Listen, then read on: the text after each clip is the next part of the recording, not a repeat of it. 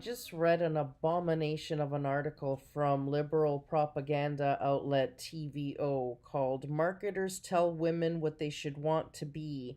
That doesn't mean women have to listen. And it's written by liberal propagandist Lauren McKeon, who claims to know how marketers work. And there's a reason that she's a liberal propaganda contributor and not actually a marketer because she would suck from the way she describes what marketing people do, which I'm a marketing person, so I think I know a little bit about why she's wrong. So, okay, I go through all this blabbering about why you should feel guilty because you went shopping and how it's not your fault because poor thing is so tempted to shop herself. All these shopping carts she has online, she talks about that she fills and then deletes, and oh, it's such a struggle because the world makes her want to shop, and that's the only reason she buys products or anybody buys products is because you've been brainwashed into buying them. And so I guess she doesn't want you to shop anymore. So everybody then could lose their job, which again is like typical liberal, right? They like everybody to be broke because then you're dependent. So, they make you hate anything that's going to help the economy, they make you hate it so that you don't participate in it. It's a slow slip to socialism.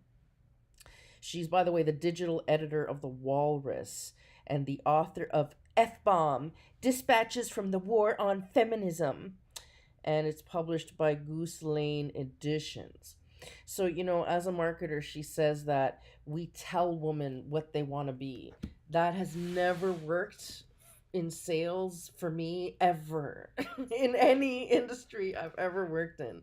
The secret, I'll tell you what the big marketing secret is that maybe she should learn, is if you want someone to relate to your product or to want your product, it's not that you convince them that they need it. Is what you do is you tap into who they are. You tap into where they're at and you give them something to relate to.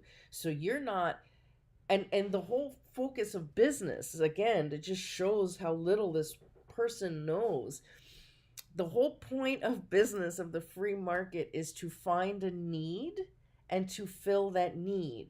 So it's not that the free market invents shit that's completely redundant and then convinces you that you needed to buy it.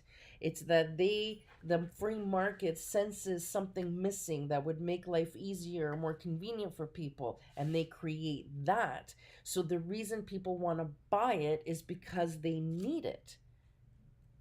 And that's how the economy runs and why we all have jobs. So, and I don't want to be communist where we're all unemployed and living on rations. Go to Venezuela, please, Mrs. Go to Venezuela because you don't belong here in North America, clearly. So, oh, like for example, she talks about buying clothes.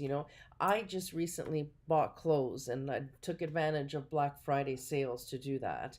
And not because there's a woman on TV that I want to be, because if you really want me to, or you're going to market to me and what I want to be, I want to be my 30-year-old body. But I am well aware that I am not in my 30-year-old body. So if you try to sell me my 30-year-old wardrobe, I'm not going to get in it and I'm not going to buy it. So what I'm buying is clothes that suits my 45-year-old body, which is cold. So for example, I gained weight after my divorce, so nothing was fitting well. And I was cold because all I had were these big t-shirts from summer. So when Black Friday sales came, I went to Winners and I bought myself like 5 sweaters. It was a huge spree for me. 5 whole sweaters because I'm cold and it's winter. So it wasn't because an ad made me want to look at. No, it's because it's winter, it's cold, I got fatter. That's why. So not everything is about everything. Sometimes you buy things because we live in a world and we have bodies. Like for example, this article was disparaging Dove, okay? Because Dove created this ad or this big campaign that challenged, people's perceptions of beauty, okay? And was trying to elevate the self-esteem of women. And they were using real women in ads. Because how dare they? So first this movement, whatever it is of this liberalism, is getting mad at brands because they're airbrushing faces and they're giving people beauty ideals that they can't, aspire to. So Dove sees this and hears the liberatis complaining and says, okay, you know what, maybe they're right. Maybe we should take more responsibility in terms of, how we're marketing our products. So they start using real women and say, you know what, since we have to market anyways, why not turn this into a platform for good, and we'll do this great campaign that makes women love themselves. How dare you? And then the article says, well, the quotes some other, liber Nazi that says, well, because they're selling more product by doing that. Okay, well, do you not use soap? Like, do you not wash your hair? Do you not use moisturizer? So who cares? Like, who cares?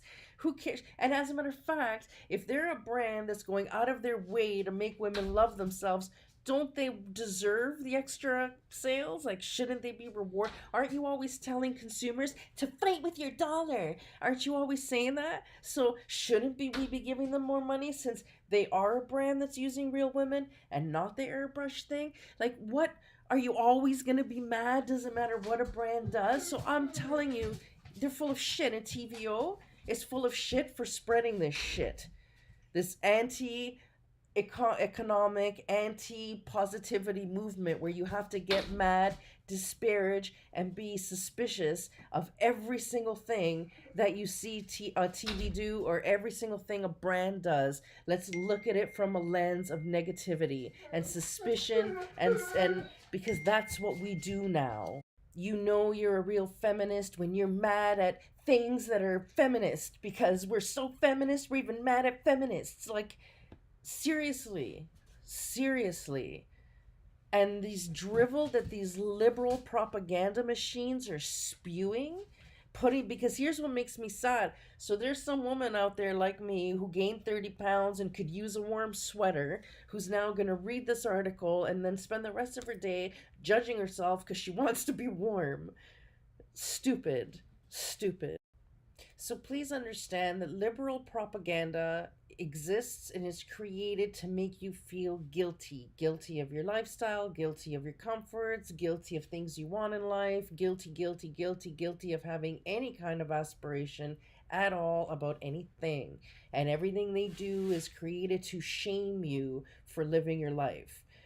Because they're trying to bludgeon you towards socialism. This is the very beginning. If you study Germany in the 30s, not during the war, I'm talking well before the war, this is how they start to program people into believing certain things by throwing this virtue signaling guilt up as a form of oppression. Even religions in the past have used this. This is what happens. So when you read articles like this that you automatically start judging yourself, I mean, you should always look at your behavior and see how you can, and certainly vote for your dollars and support brands that have a more positive message, or are more sustainable, or whatever it is that is your moral standard. Absolutely, you should do that. But at the same time, don't read articles and just automatically jump on the bandwagon and get all worked up and oh my god, and because they're created for you to do that. That's the whole point of their creation. So critical thinking means taking a step back, considering what they say, looking at it compared to your own behavior honestly, and seeing maybe where you could do better, but also look for the spin and look at the long-term effects of that kind of mentality. So don't just automatically digest it at face value. Look who's writing it. What do they do for a living? And what's the narrative that they're pushing? And what impact is that having on society before you judge yourself for wanting to be warm? Have a great day, everybody.